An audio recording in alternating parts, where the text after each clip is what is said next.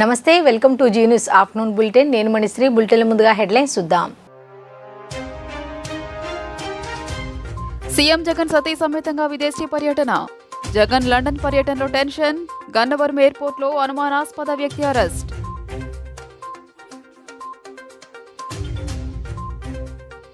Polling ముందు, polling తర్వాత జరిగిన హింసాత్మక ఘటనలపై ఏపీ ప్రభుత్వం సిట్ ఏర్పాటు. ఈసీ ఆదేశంతో ఐజీ వినీత్ బ్రిజ్లాల్ నేతృత్వంలో టీం, ఏసీబీ ఎస్పీ రమాదేవి సహా 13 మంది రంగంలోకి. పల్నాడు, తాడిపత్రి, తిరుపతి హింసపై దర్యాప్తు.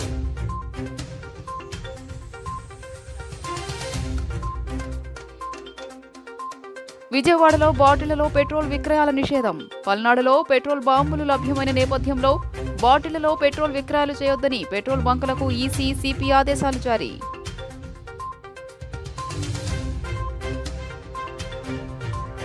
విజయవాడ టు ముంబై విమాన సర్వీసులు త్వరలో ప్రారంభం. జూన్ 15న 180 మంది ప్రయాణికుల సామర్థ్యం గల భారీ బోయింగ్ A320 విమాన సర్వీసు అందుబాటులోకి తీసుకురానున్న ఎయిర్ ఇండియా.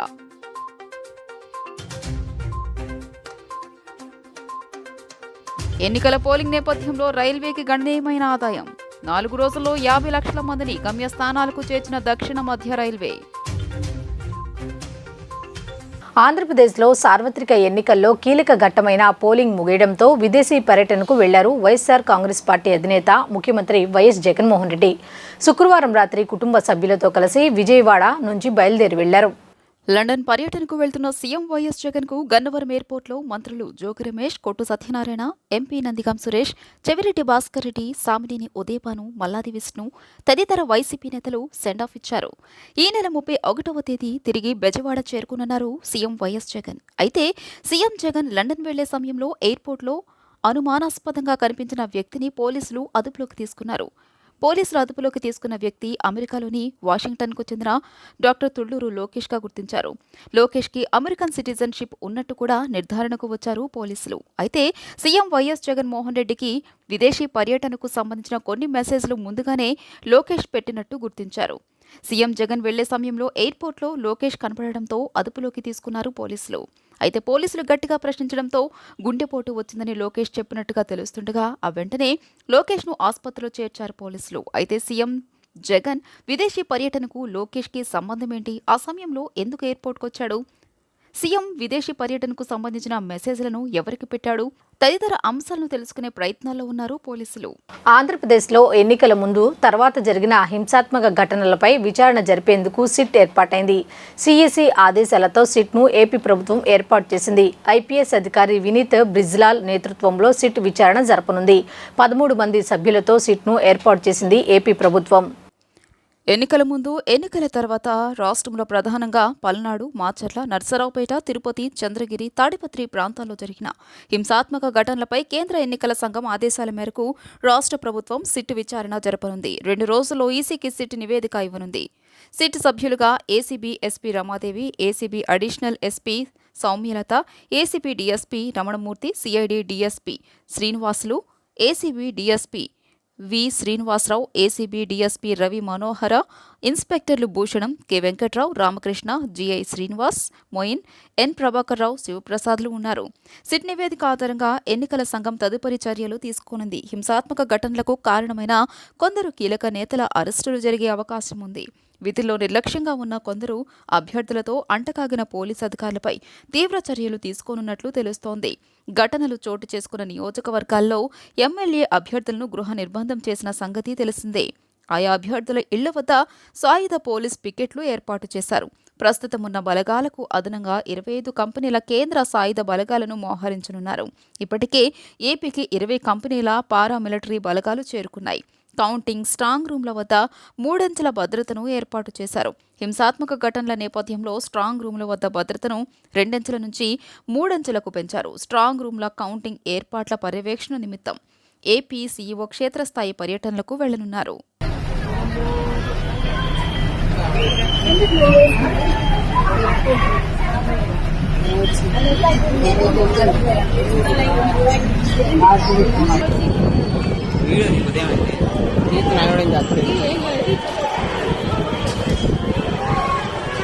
అతనే ఉన్నారు.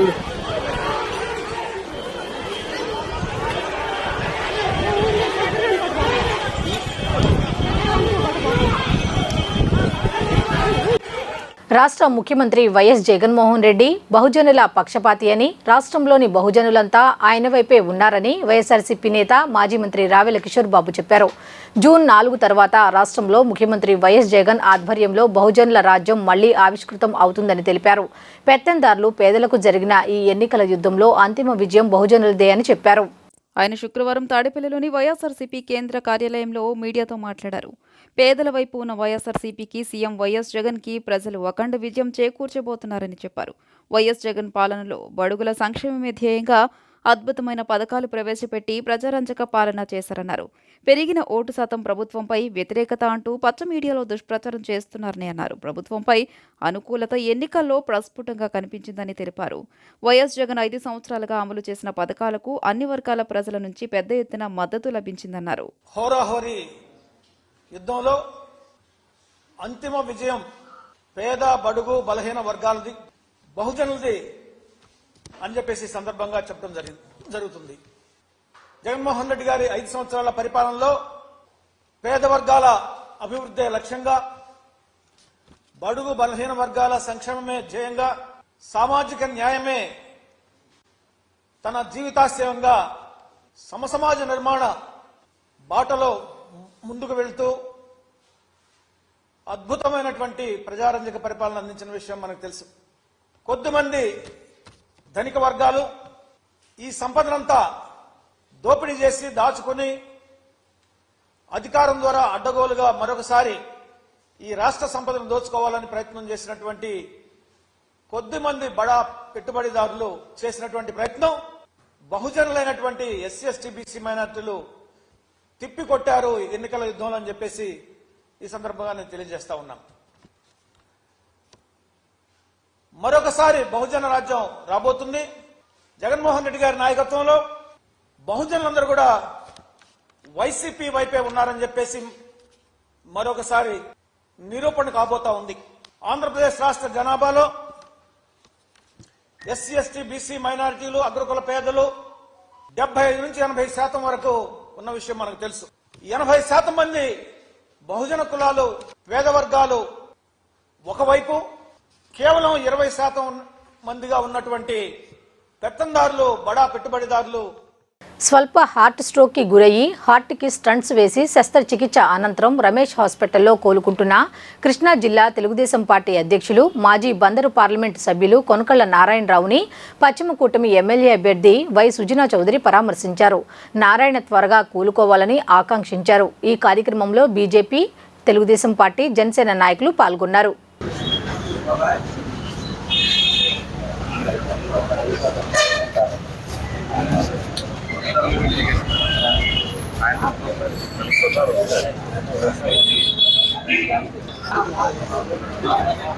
ఏపీలో ఇసుక అక్రమ తవ్వకాలపై సుప్రీంకోర్టు ఆగ్రహం వ్యక్తం చేసిందని, కోర్టు ఆదేశాలను పట్టించుకోకపోవడంపై ధర్మాసనం ఆగ్రహం వ్యక్తం చేస్తూ అక్రమ తవ్వకాలు నిలిపివేసేందుకు ప్రత్యేక కమిటీల ఏర్పాటుకు ఆదేశాలు జారీ చేసిందని టీడీపీ నేత మాజీ మంత్రి నక్కా ఆనందబాబు తెలిపారు. అయినా ఇప్పటికీ ఏపీలో ఇసుక అక్రమ తవ్వకాలు ఆగడం లేదని మండిపడ్డారు. శుక్రవారం టీడీపీ కేంద్ర కార్యాలయంలో నిర్వహించిన మీడియా సమావేశంలో ఆయన మాట్లాడుతూ, మార్చి 2023లో ఎన్జీటీ రాష్ట్రంలో ఇసుక అక్రమ తవ్వకాలను ఆపాలని ఆదేశాలు ఇచ్చిందని, అయినా అక్రమ తవ్వకాలను అడ్డుకోలేదన్నారు. పైగా అక్రమ తవ్వకాలు జరగలేదంటూ రాష్ట్రంలో ఉన్న కలెక్టర్లు ఒకే రకమైన నివేదికను ఇచ్చి కోర్టును మభ్యపెట్టారని ఆగ్రహం వ్యక్తం చేశారు. ఎటువంటి అనుమతులు లేకుండా యథేచ్ఛగా ఇసుకను తవ్వేశారని, సీఎం జగన్ కనుసన్నల్లో 40,000 కోట్ల రూపాయల ఇసుకను దోచేశారని ఆరోపించారు. డైరెక్టర్ మైన్స్ వెంకట్రెడ్డి కీలక పాత్రధారిగా ఈ దోపిడీ జరిగిందని విరుచుకుపడ్డారు. నేషనల్ గ్రీన్ ట్రిబ్యునల్ ఆదేశాలు సుప్రీంకోర్టు అడిగితే కేసులు ఫైల్ చేశామని చెబుతున్నారని, ఎవరి మీద కేసులు పెట్టారో అధికారులు చెప్పాలని డిమాండ్ చేశారు. రాష్ట్రంలో భారీ యంత్రాలతో అక్రమంగా ఇసుక తవ్వకాలు జరుగుతున్నాయని ఎంఈఎఫ్సిసి రిపోర్ట్ ఇచ్చిందన్నారు. దీనిపై చర్యలు తీసుకోలేదని ఫైర్ అయ్యారు. ఇప్పుడు ప్రభుత్వం మారబోతుందని, అక్రమాలకు సహకరించిన అధికారులు మూల్యం చెల్లించుకోవాల్సిందేనన్నారు. చట్టవిరుద్ధంగా జరుగుతున్న ఇసుక తవ్వకాలను అడ్డుకోవాలని చెప్పి సుప్రీంకోర్టులో పిటిషన్ ఫైల్ చేస్తే దాని మీద విచారణ జరిపిన సుప్రీంకోర్టు వెంటనే అక్రమ తవ్వకాలు నిలిపివేయాలి, ప్రతి జిల్లాలో కలెక్టరు, పోలీసులు, వివిధ విభాగాల అధికారులతో కమిటీ ఏర్పాటు చేసి ఈ అక్రమ ఇసుక తవ్వకాలు ఆపివేయాలని చెప్పి ఆ కమిటీ పర్యవేక్షణలో ఇవన్నీ కూడా విచారణ చేపట్టాలని ఆదేశించడం ఆహ్వానించదగ్గ పరిణామం. ఈ కమిటీలో అధికారులు కూడా రాష్ట్ర ప్రభుత్వం ఆధీనంలో కాకుండా, రాష్ట్ర ప్రభుత్వ అధికారులుగా కాకుండా సుప్రీంకోర్టు నియమించిన అధికారులా వ్యవహరించాలని చెప్పి ఆదేశాలు ఇవ్వటం అనేది ప్రభుత్వం సిగ్గుపడాల్సిన అంశం, సిగ్గుతో తలదించుకోవాల్సిన అంశం. ఈరోజు ప్రభుత్వం అంటే ఆపద్ధర్మ ప్రభుత్వం ఉంది. అధికారులుగా సిఎస్ కానీ ఇతర కలెక్టర్లు కానీ వీళ్ళందరూ కూడా సిగ్గుపడాలి ఈ అంశంలో. బెజవాడ నుంచి దేశ వాణిజ్య రాజధాని ముంబైకి మరికొద్ది రోజుల్లో డైలీ విమాన సర్వీసు ప్రారంభం కాబోతోంది. జూన్ 15న ఎయిర్ ఇండియా సంస్థ 180 మంది ప్రయాణికుల సామర్థ్యం గల భారీ బోయింగ్ A320 విమాన సర్వీసును ప్రారంభించనుంది. ప్రారంభ ఆఫర్గా టికెట్ ధరను 5,600 రూపాయలుగా నిర్ణయించారు. ఈ ధర మారే అవకాశం కూడా ఉంది. ప్రతిరోజు రాత్రి 7:10 విజయవాడ నుంచి విమానం బయలుదేరి రాత్రి 9 గంటలకల్లా ముంబైకి చేరుతుంది. విజయవాడ నుంచి ముంబైకి విమాన సర్వీసు కావాలని నగరంలో వ్యాపారుల నుంచి ఎప్పటి నుంచో ఉన్న డిమాండ్ ఉంది. దీన్ని ఎయిర్పోర్టు డైరెక్టర్ లక్ష్మీకాంతరెడ్డి విమానయాన సంస్థల దృష్టికి తీసుకువెళ్లగా ఎయిర్ ఇండియా విమానయాన సంస్థ వెంటనే స్పందించింది. ప్రారంభ ఆఫర్గా కేవలం 5,600 రూపాయలకే ముంబైకి ప్రయాణించే అవకాశాన్ని కల్పించింది. సాధారణ ధరలతో పోల్చుకుంటే 4,600 రూపాయల ఆఫర్ ఇచ్చింది. ఎన్నికల పోలింగ్ నేపథ్యంలో దక్షిణ మధ్య రైల్వే 4 రోజుల్లో 1/2 కోటి మందిని గమ్యం చేర్చింది. ముఖ్యంగా ఆంధ్రప్రదేశ్లో శాసనసభ ఎన్నికలు జరుగుతున్నందున ఆ రాష్ట్రానికి వివిధ ప్రాంతాల నుంచి ఎక్కువ మంది ప్రయాణించారు. ఈ నెల 13న పోలింగ్ జరగ్గా దానికి 4 రోజుల ముందు దక్షిణ మధ్య రైల్వే దాదాపు 30 ప్రత్యేక రైళ్లను నడిపింది. రెగ్యులర్ రైళ్లకు అదనపు కోచ్లను ఏర్పాటు చేసి వీలైనంత ఎక్కువ మందిని తరలించింది. ఆ 4 రోజుల్లో రైళ్లలో సీటు దొరకటమే గగనంగా మారింది. గరిష్ట స్థాయికి వెయిటింగ్ జాబితా చేరుకోవడంతో చాలా ఎక్స్ప్రెస్ రైళ్లలో టికెట్ల విక్రయాన్ని కూడా రద్దు చేయాల్సిన పరిస్థితి నెలకొంది. ఓటు హక్కును వినియోగించుకునేందుకు ప్రత్యేకంగా వెళ్లిన వారితో పాటు స్వంత పనుల మీద వివిధ రాష్ట్రాలకు వెళ్లిన ప్రయాణికులను కలిపి పోలింగ్కు ముందు 4 రోజుల్లో అన్ని రకాల రైళ్లలో 50 లక్షల మంది ప్రయాణించినట్లు రైల్వే అధికారులు తెలిపారు. సీసాలు, డబ్బాలలో పెట్రోల్, డీజిల్ విక్రయాలు నిషేధించింది పోలీసు శాఖ. ఏపీలో పోలింగ్ అనంతరం చోటు చేసుకున్న హింసాత్మక ఘటనల దృష్ట్యా ఈ నిర్ణయం తీసుకుంది. మే 13న పోలింగ్ అనంతరం పల్నాడులో పెట్రోల్ బాంబులతో దాడులు జరిగాయి. సంఘటనా స్థలానికి వెళ్లిన పోలీసులకు పెట్రోల్ బాంబులు లభ్యమైన నేపథ్యంలో శాంతి భద్రతల పరిరక్షణకు సంసిద్ధం చేస్తూ కీలక ఆదేశాలు జారీ చేసింది. విజయవాడ నగరంలోని పెట్రోల్ బంకుల్లో సీసాలు, డబ్బాల్లో పెట్రోల్, డీజిల్ విక్రయాలు నిషేధిస్తూ ఆదేశాలు జారీ చేసింది. ప్రస్తుతం ఏపీలో ఎన్నికల కోడ్ అమల్లో ఉన్న నేపథ్యంలో శాంతి భద్రతలకు విఘాతం కలగకుండా ప్రధాన ఎన్నికల కమిషనర్ ముఖేష్ కుమార్ మీనా పోలీస్ కమిషనర్కు ఆదేశాలు జారీ చేశారు. ఈ నేపథ్యంలో ఈసీ నుంచి స్పష్టమైన ఆదేశాలు జారీ చేశారని పెట్రోల్ బంక్ యాజమాన్యాలు విధిగా ఈ నిబంధనలు పాటించాలని సిటీ పోలీస్ కమిషనర్ తెలిపారు.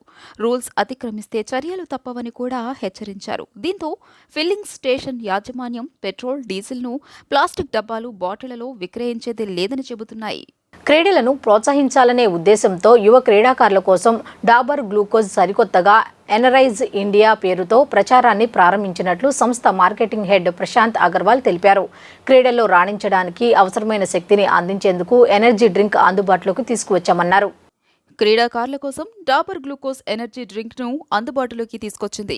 గొల్లపూడిలోని బాక్సింగ్, షాడో స్పోర్ట్స్ ఫిట్నెస్ క్లబ్లో శుక్రవారం సాయంత్రం నిర్వహించిన కార్యక్రమంలో డాబర్ గ్లూకోజ్ ఎనర్జీ డ్రింక్ను క్రీడాకారులకు సంస్థ మార్కెటింగ్ హెడ్ ప్రశాంత్ అగర్వాల్ అందజేశారు. ఈ సందర్భంగా ఆయన మాట్లాడుతూ క్రీడాకారులకు ఎప్పటికప్పుడు ఎనర్జీ డ్రింక్ అవసరమని ఈ విషయాన్ని దృష్టిలో ఉంచుకుని తమ సంస్థ సరికొత్తగా డ్రింక్ను రూపొందించినట్లు తెలిపారు. ఇది క్రీడల్లో రాణించడానికి అవసరమైన శక్తిని అందించేందుకు దోహదపడుతుందని తెలిపారు. అనంతరం sports authority of Andhra Pradesh boxing coach Isaac మాట్లాడుతూ క్రీడాకారులకు ప్రోత్సాహం అందించిన డాబర్ సంస్థకు ప్రత్యేక కృతజ్ఞతలు తెలియజేశారు. క్రీడాకారులకు ఈ డ్రింక్ ఎంతో ఉపయోగకరంగా ఉంటుందని చెప్పారు. డాబర్ కంపెనీ వాళ్ళు మనకు చేసినటువంటి అంటే బాక్సర్స్కి ఎస్పెషలీ సమ్మర్లో మనకు కావాల్సింది మెయిన్ ఏంటంటే డిహైడ్రేట్ అయిపోతారు పిల్లలు బాక్సింగ్ పరంగా. సో వాళ్ళకి ఏంటంటే మనకి కావాల్సినటువంటి గ్లూకోజ్లని అంటే న్యాచురల్గా ఫుడ్ ఏదైతే మనకి స్ట్రెంత్ అనేది వస్తుంటుందో బాక్సింగ్ కావాల్సిన మెయిన్ స్ట్రెంత్ అండ్ స్టామినా.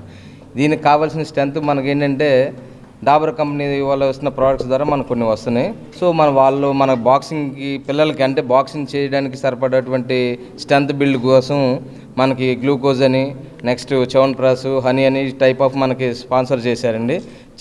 వాళ్ళకి చాలా కృతజ్ఞతలు తెలియజేసుకుంటున్నాము. ఎందుకంటే ఈ రోజుల్లో అలాగ మనకి పిల్లలకి ఏమైనా హెల్ప్ చేస్తూ ఉంటే వాళ్ళకి రేపు పొద్దున బాక్సింగ్లో వాళ్ళ ఇంటర్నేషనల్స్కి నేషనల్స్కి అంటే హెల్పింగ్ హ్యాండ్స్ లేక చాలామంది ప్లేయర్స్ అనేవాళ్ళు వెనకబడిపోతున్నారు. సో మనకి ఈ డాబర్ కంపెనీ వాళ్ళు చేసిన హెల్ప్ దీనివల్ల ఏంటంటే చిన్న హెల్ప్ అయినా పర్లేదు, వాళ్ళు చిన్న హెల్ప్ అయినా సరే వాళ్ళు ఏంటంటే రేపు పొద్దున మనకి హెల్ప్ జరుగుతుంది, బాక్సింగ్ చేస్తే డెఫినెట్గా మనకనే రిజల్ట్ వస్తున్నాయి అని చెప్పి వాళ్ళు చాలామంది మోటివేట్ అవుతున్నారు. అంటే చాలామంది అనుకుంటే చిన్నదానికి ఎంత మోటివేట్ అవుతున్నారా అంటే లేదు, వాళ్ళు చిన్నపిల్లలు కాబట్టి వాళ్ళకి చిన్న చాక్లెట్ ముక్క ఇచ్చినా చాలా వాళ్ళు మోటివేషన్గానే తీసుకుంటారు. నాకు ఈ బాక్సింగ్ చేయడం వల్ల నాకు ఈ చాక్లెట్ వచ్చింది, లేకపోతే ఇది ఒక తినే పదార్థం ఏదో వచ్చింది, బ్రెడ్ వచ్చింది, జామ్ వచ్చింది, ఇలా వాళ్ళు అనుకుంటారు. సో చిన్నదానికి వాళ్ళు మోటివేట్ అవుతూ ఉంటుంటారు. మన చిన్నపిల్లలు కానీ వాళ్ళు చిన్నది ఇస్తే అయిపోదని కాదు, చిన్నదైనా సరే వాళ్ళకి హెల్పింగ్ చేస్తే వల్ల వాళ్ళ మోటివేషన్ అనేది బిల్డ్ అవుతూ ఉంటాయి. We have launched a campaign called Dabur Glucose Energize India, under which coaches have briefed the kids about what is the importance of strength and stamina in your sports. Whether it's boxing, whether it's badminton, table tennis, you take any game, strength and stamina is very important for every game. So this is our campaign, and we are going to 14 cities across India, and we are giving this kind of a session all across. And apart from this, we are giving free glucose to each and every kid, and at least we will cover around 10 to 15,000 kids under this campaign. నేను Dabur glucose company చాలా thanks చెప్తున్నానండి.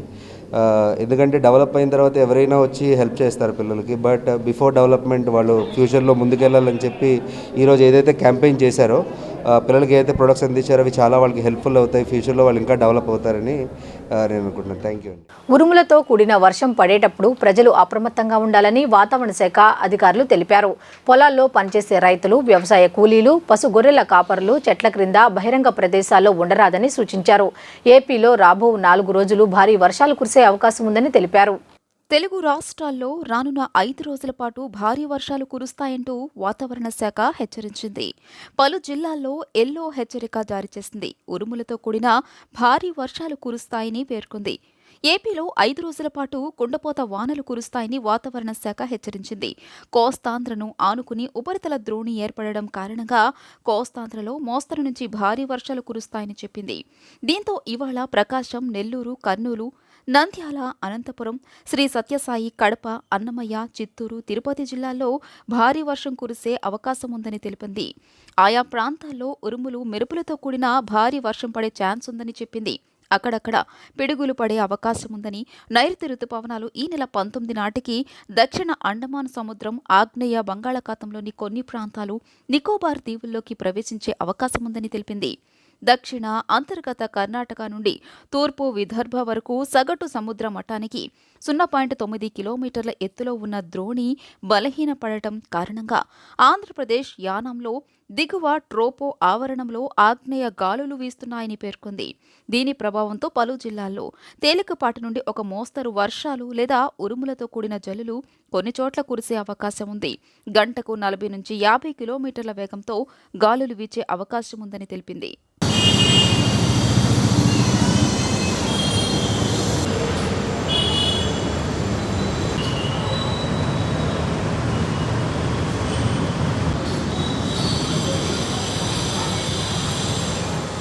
వార్తలు ముగించే ముందు headlines మరోసారి చూద్దాం.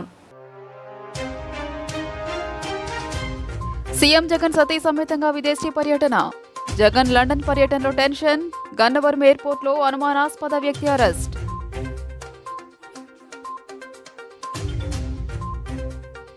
Polling ముందు, polling తర్వాత జరిగిన హింసాత్మక ఘటనలపై ఏపీ ప్రభుత్వం సిట్ ఏర్పాటు. ఈసీ ఆదేశంతో ఐజీ వినీత్ బ్రిజ్లాల్ నేతృత్వంలో టీం. ఏసీబీ ఎస్పీ రమాదేవి సహా 13 మంది రంగంలోకి. పల్నాడు, తాడిపత్రి, తిరుపతి హింసపై దర్యాప్తు.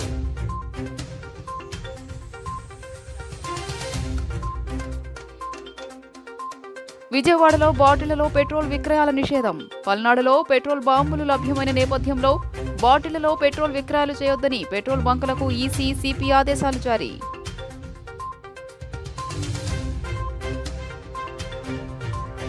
విజయవాడ టు ముంబై విమాన సర్వీసులు త్వరలో ప్రారంభం.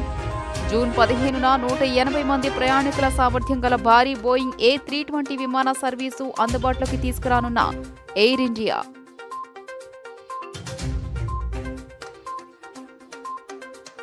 ఎన్నికల పోలింగ్ నేపథ్యంలో రైల్వేకి గణనీయమైన ఆదాయం. 4 రోజుల్లో 50 లక్షల మందిని గమ్యస్థానాలకు చేర్చిన దక్షిణ మధ్య రైల్వే. ఈ వార్తలు ఇంతటితో సమాప్తం. తిరిగి రాత్రి 7:30 బులెటిన్లో కలుద్దాం. అంతవరకు సెలవు. నమస్కారం.